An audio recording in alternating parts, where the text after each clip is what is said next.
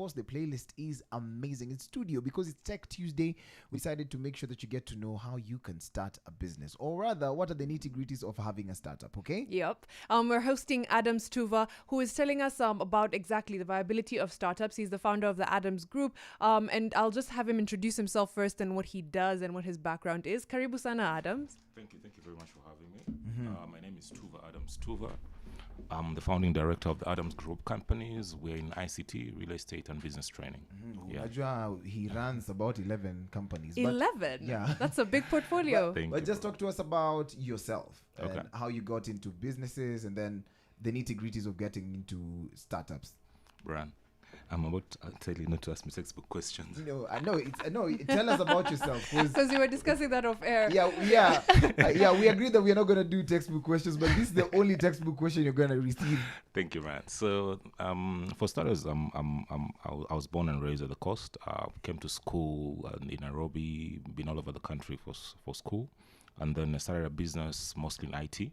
That's what we focused on over time. It built, and we got into real estate. And as we were growing, I think, okay, how else can we help people? And I took my experience and failures as an entrepreneur in IT, and we got into a program called the Business Empowerment Tools Program. And we started training young entrepreneurs on how to start business. And, that's basically what we normally do. So we're in three verticals. We do three columns: ICT, real estate, and training of young entrepreneurs. Yeah.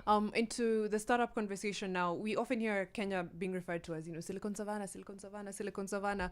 Why is that? And is it true or is it fact? Are we just the ones who want to think of ourselves as a Silicon Savannah? Okay, there is some truth to that. Yeah, what the Silicon Savannah means is, okay, it's a word coined somewhere in the States. Yeah, back then, and it just meant the center of the ecosystem in tech. So if you look at it correctly, Kenya does play a very big role in terms of we're some of the most resourced guys in Africa. We have some of the best talents. We have brands like Safaricom, and the employees of Safaricom are some of the best in the country. We have very big brands, and most of the IT guys in the world, when they come in the big brands, they mostly want to settle down in Nairobi. We have proper infrastructure, so we can't say we are the Silicon Valley of Africa. Not yet. We are. We are. I feel we are. Okay. Yeah.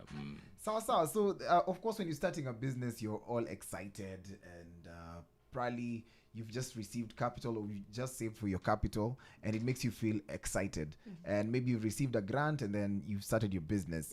But then this startup, how do you scale it up into a profitable business? Because starting it is like, I've set up.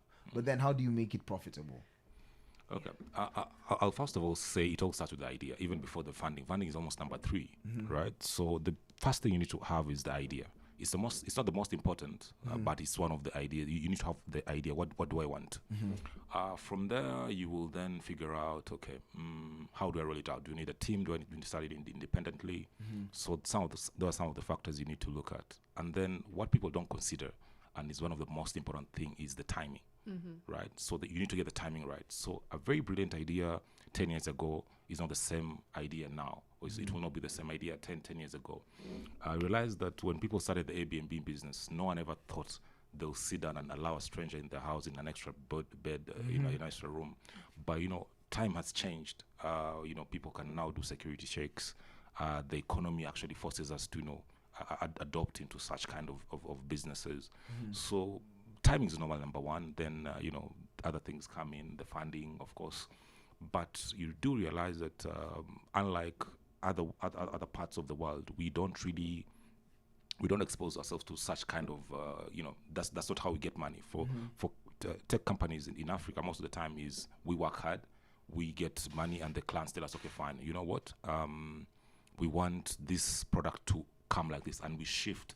And that's how we normally raise revenue. And if the clients don't buy into it, most of the business actually fold, and that's usually the end of such a brand.